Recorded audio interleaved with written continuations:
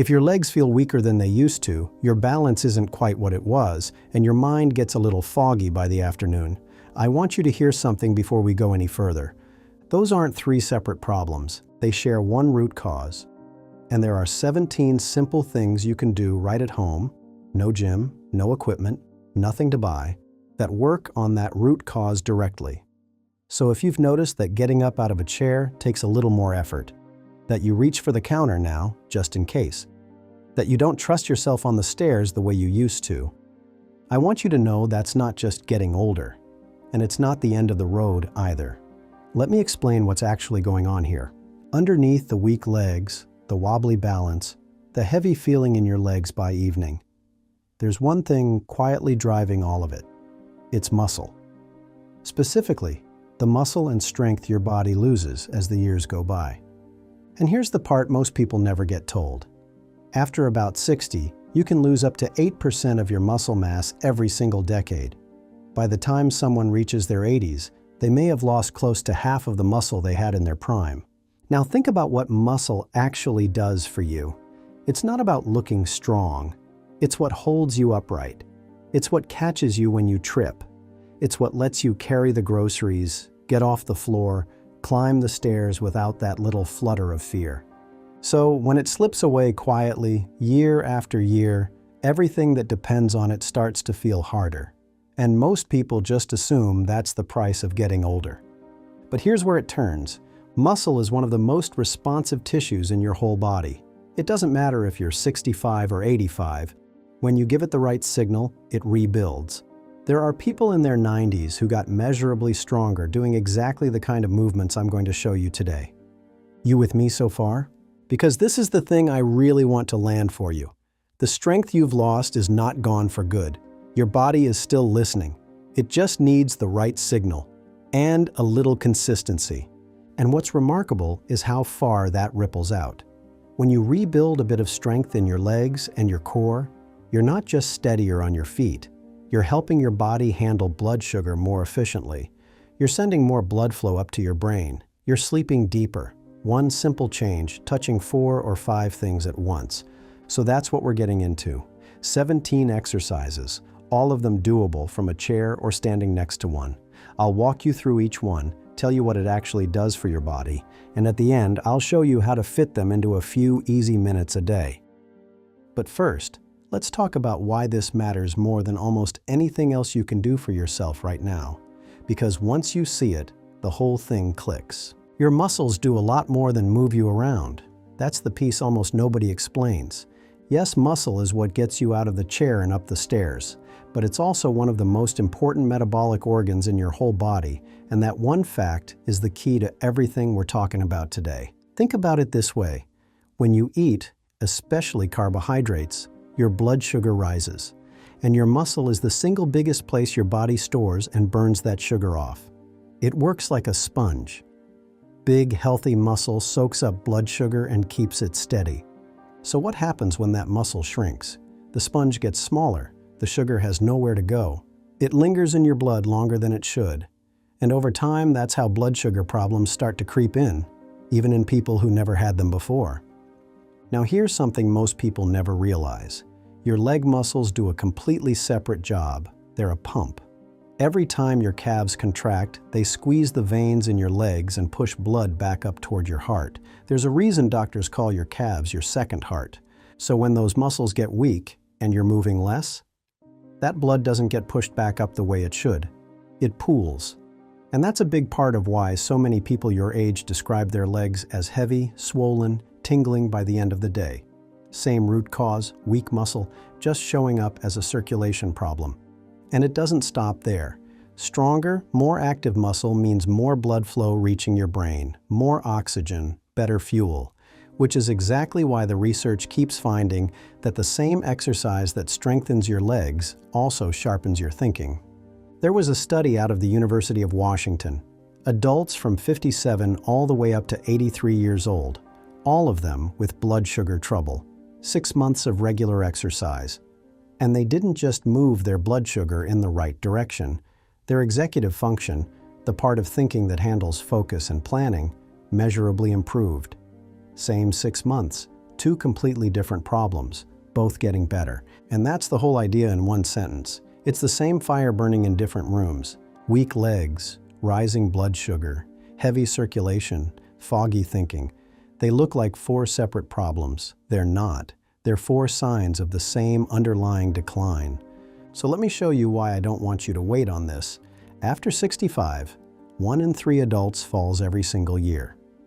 Not because they're careless, because the muscle imbalance that used to catch them just isn't there anymore. But that is also the most fixable part of all of this. There's strong research, a large review of older adults living on their own, showing that simple balance and movement exercises cut the fall rate by 24%. And when you add a bit of strength work on top of that, that number jumps to 34%, a third fewer falls, just from the kind of moves I'm about to walk you through. There's one more number I want you to really sit with because it makes this real. Researchers found that for every small drop in a person's grip strength, just the strength in their hand, the odds of one day needing help with eating went up 20%, needing help to walk up 14%, to bathe up 14%. Read that again. Your strength isn't just about lifting things off a shelf. It's the difference between doing those everyday things yourself and needing someone else to do them for you. That's what's actually on the line here, not how you look, your independence. So now that you can see what's really driving all of this, let's get into the 17 moves that turn it around, starting with the most important muscles you've got. The most important muscles you have, the ones that decide whether you stay independent, are in your legs and your hips. So the first 5 moves are all built around them. Get these down and everything else in your day gets easier. Number 1, the sit to stand. This is the king of the whole list. If you only did one thing from this entire video, I'd want it to be this one. Sit toward the front of a sturdy chair, feet flat, about hip width apart. Lean forward a little, press down through your heels, and stand all the way up. Then lower yourself back down, slow and controlled, until you're sitting again. That slow lowering part, that's where the real work happens. Don't just drop into the chair. Start with 10. And remember that sugar sponge we talked about. Your thighs are the biggest muscles you own. So this one move is also one of the best things you can do for your blood sugar. Number 2, seated leg extensions. Stay in that chair, sit up tall, straighten one leg out in front of you until it's nearly level with the floor. Hold it there for a second or two, then lower it slowly. This works the muscle right above your knee, the one that quietly gives out when stairs start feeling like a mountain. 8 to 10 on each leg. No rush. Number 3, standing back leg raises. Now stand up and hold the back of that chair for support. Keeping your legs straight, lift it slowly behind you, without leaning forward. Squeeze your backside at the top and lower it down. These wake up your glutes and your lower back. Those are the muscles that keep you standing tall and the ones that power you up off the floor after you've been down playing with a grandchild. 10 on each side. Number 4, standing side leg raises. Same position, still holding the chair. This time lift one leg straight out to the side, toes pointing forward, then bring it back down with control. Here's why this one matters more than it looks. These are the muscles on the side of your hip that keep your pelvis level when you walk. When they're weak, that's where that little side-to-side sway comes from. The sway that turns into a stumble. 10 each side. Number 5, calf raises. Still standing, still holding the chair. Rise up onto the balls of your feet as high as you comfortably can. Hold for a second at the top, then lower down slowly. Remember, your calves are your second heart? This is you pumping. Every rep pushes blood back up out of your legs, which helps with that heavy, swollen feeling by evening and builds the exact muscle that steadies you on your feet.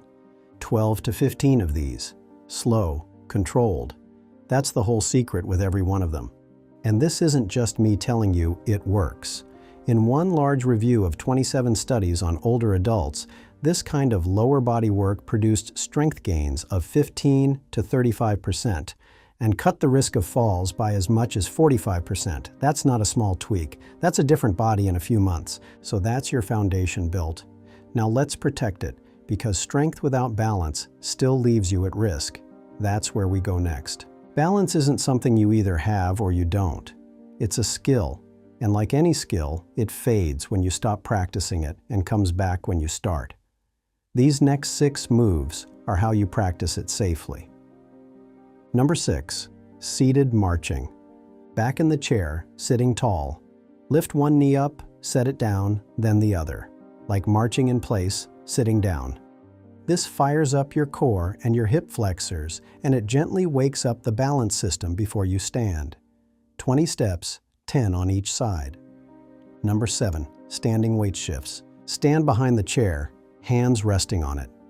Slowly shift all your weight onto your right foot. Hold a moment. Come back to center, then over to the left. You're teaching your body to balance on one side at a time. The exact thing you do every time you step off a curb. 10 each way. Number 8, the single leg stand. Still holding the chair, lift one foot just a few inches off the floor and balance on the other. Hold as long as you comfortably can. Switch sides. This is the big one for balance. Over time, work toward holding it with just a fingertip on the chair. Then, when you're ready, nothing at all. Number 9, the heel-to-toe walk. This one's like walking a tightrope, slowly. Place the heel of one foot right in front of the toes of the other, take a step, and do the same with the next foot. Walk a straight line across the kitchen, next to the counter, so it's always there if you need it. This trains the narrow base balance that keeps you steady in tight spaces, like a hallway or a crowded room. Number 10, heel-to-toe rocks. Standing, holding the chair. Rock forward onto the balls of your feet, then rock back onto your heels and lift your toes up. Slow and easy, back and forth. Your ankles are your first line of defense when you start to tip. Strong ankles catch a wobble before it ever becomes a fall. Number 11, standing marches. Now bring it together. Let go of the chair if you trust yourself. Keep it right beside you, and march in place, lifting each knee. Strength, balance, and a little bit of heart rate all in one. 20 steps. And notice, that's the same marching motion from move 6, but now you're doing the work standing up. And consistency is what makes it stick. A meta-analysis pooling 10 separate studies found that older adults who did this kind of combined balance and strength work, and did it regularly several times a week, significantly lowered their risk of falling. It wasn't about doing it hard. It was about doing it often. Now I want to slow down for a second because this next part is the real reason I make these videos. Picture 5 years from now, 10 years from now. If nothing changes, if the balance keeps quietly slipping, the way it does when nobody works on it. This is how it actually happens for people. Not one dramatic fall out of nowhere. It's smaller than that. It's the day you stop trusting yourself to carry the laundry basket down the stairs, so you leave it for someone else. It's the day kneeling in the garden feels too risky, so the garden goes to weeds. It's the day the curb outside starts to feel like the edge of a cliff. I had someone tell me once, and it stuck with me, that they'd stopped getting down on the floor with their grandkids. Not because of any injury, they just slowly stopped trusting their legs to get them back up, and by the time they noticed, it had already quietly become their normal. That's the part that gets me. It's almost never one big event. It's 1,000 small mornings that add up while you're not paying attention. But it does not have to go that way for you. That's the entire point of this. The 2 minutes of balance you practice today is the exact thing that keeps you kneeling in that garden, carrying your own groceries, getting down on the floor with a grandchild, and getting back up on your own. That's not really about exercise. It's about staying the person who does their own living. So let's keep that picture in mind and finish the job. These last 6 are for everything above your waist, your arms, your grip, your posture, and your heart. Just as important and just as easy. Number 12, wall push-ups.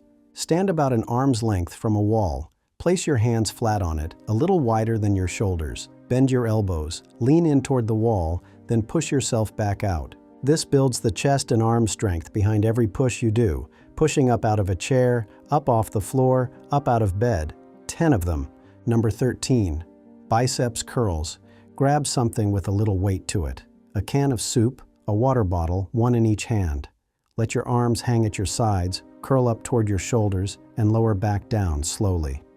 This is the muscle you use to lift the grocery bag, the watering can, the grandchild. 10 to 12. Number 14. Grip squeezes. Take a rolled up towel or a soft ball. Squeeze it tight, hold for a couple of seconds, then let go, a dozen times in each hand. Remember that number from earlier, how every little drop in grip strength raised the odds of one day needing help with the everyday things. This is you quietly building that back, one squeeze at a time. Number 15. Shoulder blade squeezes. Sit or stand tall. Pull your shoulders down and back, drawing your shoulder blades together like you're pinching something between them. Hold a second. Release. This one fights the forward hunch that creeps in over the years. It opens your chest and eases that stiffness that settles into your upper back and neck. Number 16. Seated trunk twists. Sit tall, feet flat, hands resting on your thighs. Gently turn your upper body to one side, hold, come back to center, then turn to the other side. Slow and easy. Never force it. This keeps your spine mobile, so reaching for the seatbelt or turning to check behind you in the car stays simple. 5 each side. Number 17. The walk, last one, and it's the simplest of all. March in place for a minute or two, or better yet, take a slow walk. Around the house, around the yard, around the block. This is the one that gets your heart going, helps your body handle blood sugar, and sends that fresh blood flow up to your brain we talked about earlier. One move, touching everything. So here's the full picture now. 17 exercises, but really, one idea. You're not treating 17 separate problems. You're working on the one thing underneath all of them. The weak legs, the wobbly balance, the rising blood sugar, the heavy circulation, the foggy afternoons. One root cause. And when you address it, you don't fix one thing. You nudge 5 of them in the right direction at the same time. That's the part I really want you to walk away with. This isn't a lot of work for a little payoff. It's a little work for a payoff that reaches into corners of your health you weren't even aiming at. Now, a word on how to actually do this. Don't try to do all 17 perfectly every single morning. Actually, scratch that. That's the kind of advice that sounds great and lasts about 4 days. Here's what actually works. Pick 5 or 6. Do the legs and the balance most days, because those are your foundation. Then rotate the rest through your week, 10 minutes, while the coffee brews. During a commercial break. That's all this takes. And if you've been struggling with this for a long time, if it's started to feel like your body is slowly slipping away from you, I want you to hear this clearly. It is not too late. Not at 70, not at 80, not at 90. Think about where you want to be a year from now, not in some dramatic way, just practically. What do you want to still be able to do on your own 12 months from today? Start there. Start with one move tomorrow morning. Just one. Because your body is still listening. It always has been. It's just been waiting for you to give it the signal. If this helped you, subscribe. I put out content like this to help you stay strong and stay independent for as long as possible. Take good care of yourself, and I'll see you in the next one.